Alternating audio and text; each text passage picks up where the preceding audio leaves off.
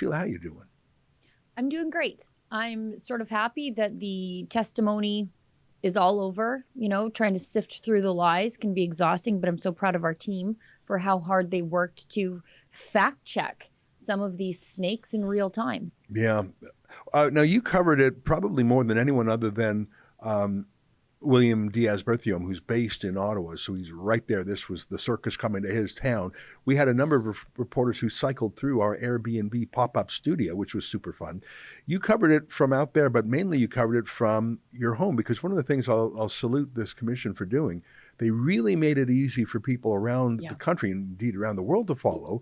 I've actually never seen a public proceeding that was so citizen-friendly. Documents were made available online.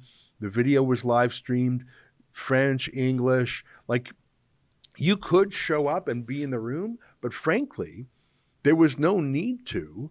And in fact, there were some times when the physical room wasn't even full, not because there was no interest in this, but because people could cover this from the comfort of their own offices or homes, right? Yeah, and I think the public nature of all of this is really doing a number on the mainstream media, as though the convoy didn't do a number on the credibility of the mainstream media to begin with, right? They couldn't come out of their office towers to talk to the truckers that were in Ottawa to find out why they came there, so they just sort of made it up as they went.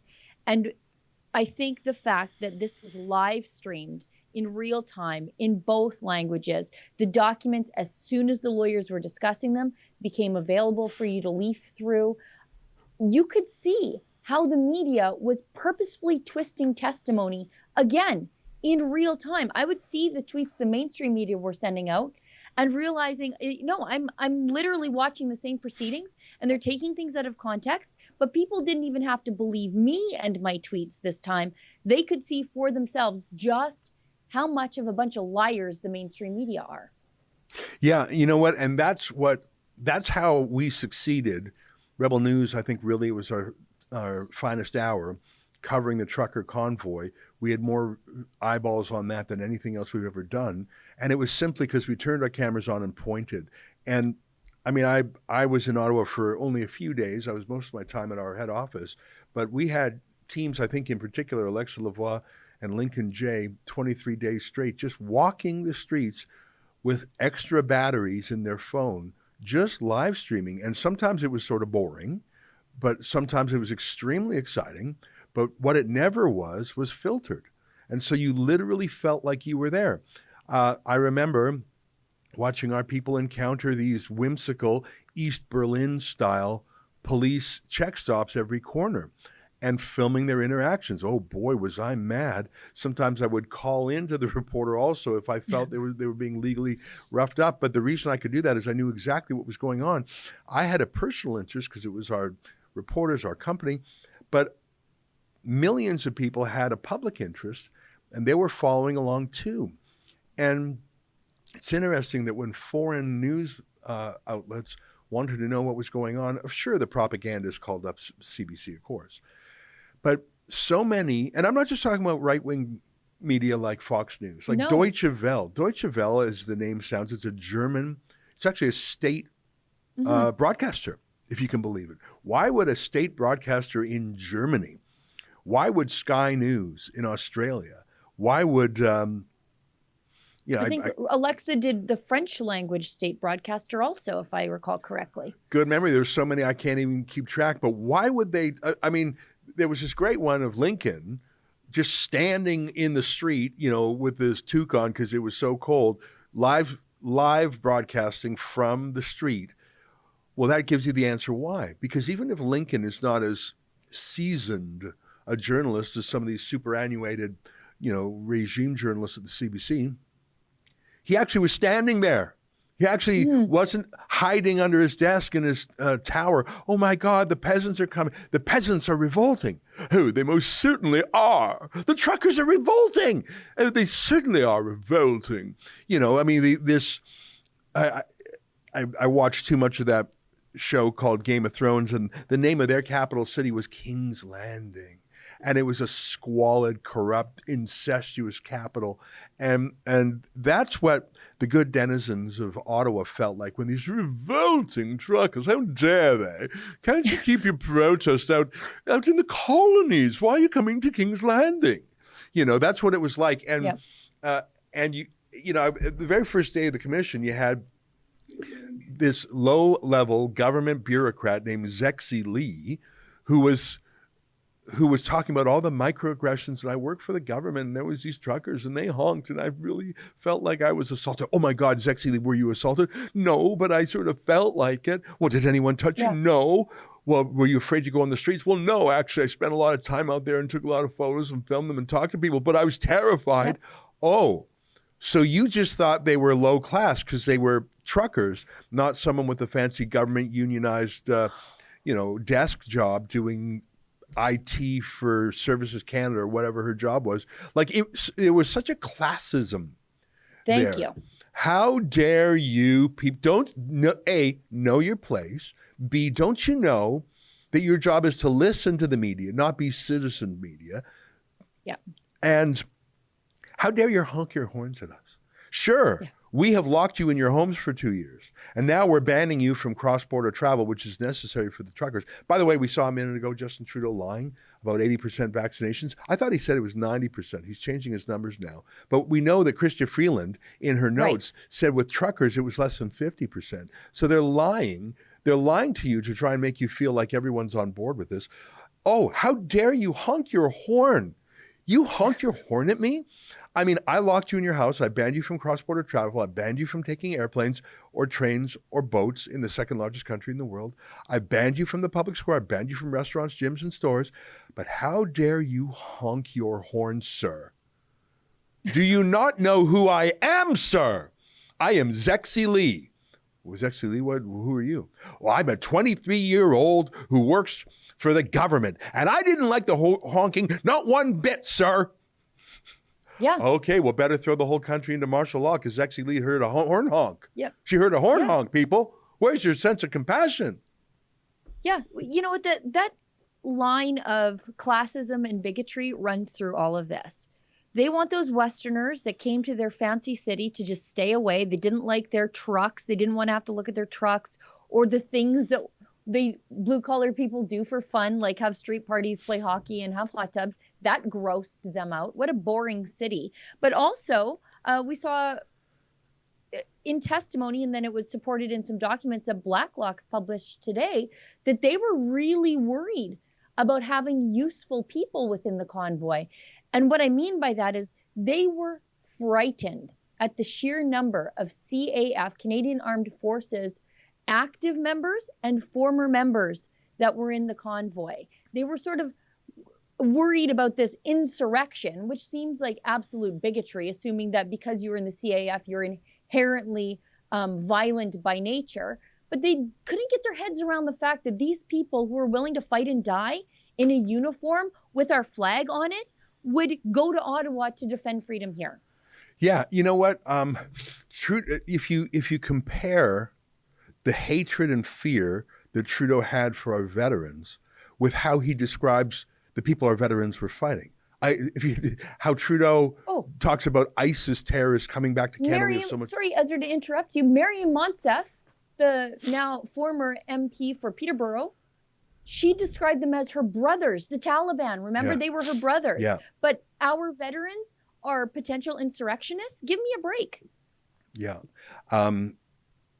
They despise the military except for as a PR. I was just looking today. I mean, Trudeau was announcing billions more for foreign militaries in the Indo-Pacific. He can't do a foreign trip without spraying our money around. He's given who knows how much to the Ukrainian army, but when it comes to Canadian soldiers, they're asking for more than he can give. It really is an eye-opener.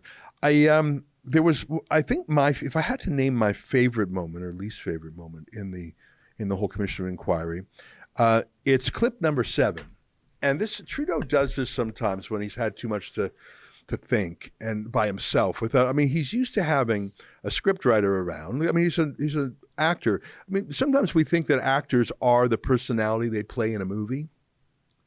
forgetting that no, actors just read a script. I mean, occasionally some brilliant actors might ad lib, especially comedians, they might ad lib. Some great movies are done that way. But generally actors are, as Hitchcock said, like cattle. And they just do exactly what they're told, which is why, the editor and the script writer and the producer are so important. Trudeau is like that. Yes. Gerald Butts writes a script for him. Katie Telford writes a script for him. He's very good at memorizing a few lines. But if you could ever get him to think about something new he hasn't been briefed on, then he says something really dumb. Like, remember that question, I guess it was 8 years ago now, what country do you most admire? There was no way he had ever been asked that before in a formal setting. So he actually thought about it and said, well, China, because of their basic dictatorship. Verbatim, that's what he said. So there's an actor freelancing without a script. And that same thing happened, this is clip number 7, when he started thinking in a way that had not been gamed out by his handlers. And he starts thinking, yeah, well, maybe you shouldn't really be allowed to protest if you're trying to change the world. And then he says, and then there was an alarm clock that went off in his head. Ring, ring, ring, ring, ring. You stepped in it. Alert, alert, alert. Or maybe, who knows, maybe he actually had an earpiece in it. And he walked it back like he did with the original China quote. Here, take a look at clip number 7. But in terms of responding to their demands or legitimizing them by engaging, I'm highlighting that I'm worried about setting a precedent that a blockade on Wellington Street can lead to changing public policy. People need to be heard, but we need to get that balance right. And then she agreed that I need to be cautious and I don't want to set any bad precedents. Okay, so fairly self-explanatory. There's a willingness to discuss, but you were concerned about setting a precedent where a blockade could equal a change in public policy. Is that fair? Yeah, I think we have a robust functioning democracy, and public protests are an important part of making sure we're getting messages out there, and Canadians are getting messages out there and highlighting how they feel about various issues. But using protests to demand changes to public policy is something that I think is worrisome. Okay. Thank you, Mr. Although, sorry, to a certain extent. No, please go on. Protests, if you're out protesting that the government is, shutting down a safe injection site or something, you are asking for changes in public policy. But there is a difference between occupations and saying we're not going until this is changed in a way that is massively disruptive and potentially dangerous, versus just saying, we're protesting because we want public policy to change, and we're trying to convince people to get enough of them that politicians will listen to enough people saying, okay, I'm going to lose votes if I don't change this. That's the usual way protests can be effective in our democracies. I don't think I've ever seen Justin Trudeau condemn a protest from the left that's been disruptive. Black Lives Matter, I Don't Know More, the Tamil Tigers, Greenpeace and other eco-radicals against forestry, against the seal hunt, against pipelines, against LNG. I don't think I've ever in my entire life seen Justin Trudeau speak out against a left-wing protest, disruptive or not, shutting down the railroads in this country. In fact, they literally sent negotiators to negotiate with the Wet'suwet'en false tribal leaders, not the real ones. There is no protest on the left that Trudeau won't bend the knee to. And he realizes that he sort of stepped in it there where he says, if you're protesting to change public policy, and then something said, oh, but we do that too. And he tried to draw a distinction there. He tried to mop it up later, didn't he? Yeah, but he made it worse. Because then he hinted that it's not just all protests that try to change public policy that are the problem. It's just your protests that try to change public policy that are the problem. He said it's perfectly fine to protest the closing of a safe injection site where people poison themselves into a slow death. But he used a word occupation there. He said an occupation is not acceptable. Now, I don't know about you, Ezra, but I am old enough to remember when he met with Chief Chicken Noodle, Teresa Spence, who was occupying a park in Ottawa. Yeah, And she that's was right. lobbying to change public policy. In fact, she was lobbying for an end to a law that would have brought accountability to her reserve that she was driving into the ground between her and her sticky-fingered boyfriend at the time. And he met with her. He went into the occupation site, went Right. inside of her teepee, Right. and I don't know if they ate chicken noodle soup together or what went on in there, but he made it, and he invited the media Right. to join him when he went to meet with her. And he basically said, why isn't Stephen Harper meeting with her? And she was running her reserve at Attawapiskat into the ground. There's McLean. There he is with Chief Teresa Spence. I forget the park that she was in Ottawa. But again, this goes over to the point that actually that buffoon was making himself, that some occupations and protests are fine and some aren't, and we're not allowed to have them, but he is. Yeah. You know, it's funny, as Ava was saying a moment ago, it's like we're watching two different movies. I mean, the regime media, who we learned through this trucker inquiry, were being managed on a daily basis by the government. I'll talk to this reporter. She's really receptive. I'll talk to that. We need to get this reporter to use the word neo-Nazi. Like you could see the orchestration of it. As I said, if there was a real national emergency, you wouldn't need to spin the media on it. For the FLQ crisis, which I acknowledge was an emergency 50 odd years ago, they were blowing up. They were detonating bombs. They were kidnapping people. They were murdering. There was murder, kidnapping. There really was, the FLQ really was connected to Cuba. Like there was a foreign meddler. It was trying to cause a literal insurrection in the province of Quebec to destroy the sovereignty of the Canadian government. There actually was. Now, Sure. I think that the deployment of martial law was overbroad, overlong. Trudeau Sr., his RCMP took advantage, arrested hundreds of people who had nothing to do with it other than they were political enemies of Pierre Trudeau. The RCMP famously burned down barns of Trudeau's political opponents in Quebec. So even back then, the martial law was absolutely abused by Pierre Trudeau. And I'm sure that's how Justin Trudeau learned that you can really get away with anything as long as you don't blink. Just don't blink. Just have your confidence, and the other side will huff and puff, and you got a house of bricks. They won't blow it down. I think Justin Trudeau learned from Pierre Trudeau that you can violate civil liberties and call yourself a liberal, and the media won't care. If they didn't care 52 years ago, when the only government media was the CBC, they're certainly not going to care today when all the media is on the government payroll. Well, and that is the reason the Emergencies Act was rewritten from being the War Measures Act, is because there was an acknowledgement that it was overbroad. It was used to attack political enemies instead of enemies of the state. And yet still, even after all that, even after that law had to be rewritten by the actions of his father, Justin Trudeau comes along and abuses the Emergencies Act against his peaceful opponents. And, the idea that these people were even remotely insurrectionists. As Keith Wilson, lawyer for the convoy, pointed out, it's a hell of an insurrection when they don't even break a window on the way out. Not even a window was broken in Ottawa.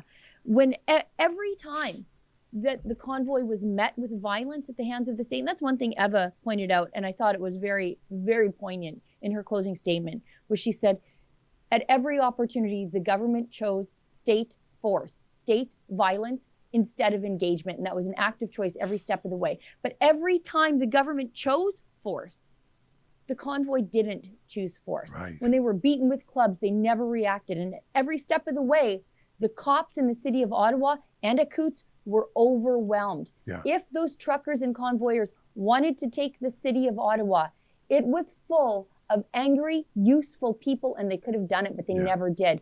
We saw how they peacefully ran off the RCMP in Coutts. Yeah. They sang to them and they ran away. Yeah. These were not violent insurrectionists. Yeah. And shame on the regime media for painting them that way without a shred of evidence to the contrary. Yeah, that's a great point.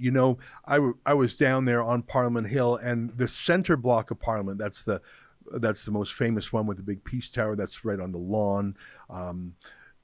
It was under renovations, and there was sort of an 8-foot high wooden fence, the kind of thing you see around a construction site. Sure.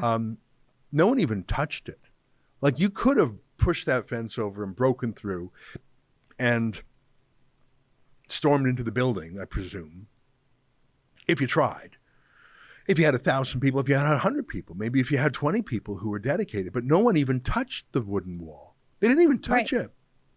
Right. And these are the kind of people who do things with their back and their hands for a living. They could take down a wall. Like that. Like when I say wall, it was just like, around a construction site, they put up a fence with, some 2x4s and some plywood. Yeah. Like it wasn't a riot wall. It was a don't step here because you can get hurt as a construction zone wall. Right. No one even touched that wall. So the idea that they were, like I saw pictures of Ray Epps, the FBI informant, whipping up people to storm into Congress. And, as a conservative and a pro-Trump conservative, I acknowledge that they did enter into the actual buildings of Congress. I also know that the police opened the doors and welcomed them in, and there was a lot of funny business, but I cannot dispute that they physically went into the Congress itself.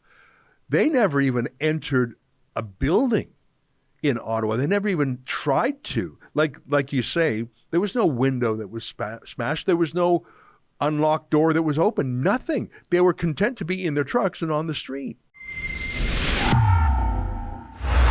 What you just saw was an excerpt from my nightly show, the Ezra Levant Show. Every weekday, I do a monologue. Usually it's about half an hour. Then I interview an interesting guest, and then we read my hate mail or my fan mail, whichever is more fun. It's only available behind a paywall, though. That's how we pay our bills here at Rebel News. We don't take a dime from Justin Trudeau. But the good news is it's only $8 a month, about half the price of Netflix. And in addition to my nightly show, you also get weekly shows from 4 other friends here at Rebel News. So you're getting 36 shows a month just for $8. I think it's worth it. And even if you're not quite sure, do it anyways, because we rely on viewers like you to keep us free and independent. I promise you I'll never take a dime from Trudeau. Just go to rebelnewsplus.com and click subscribe.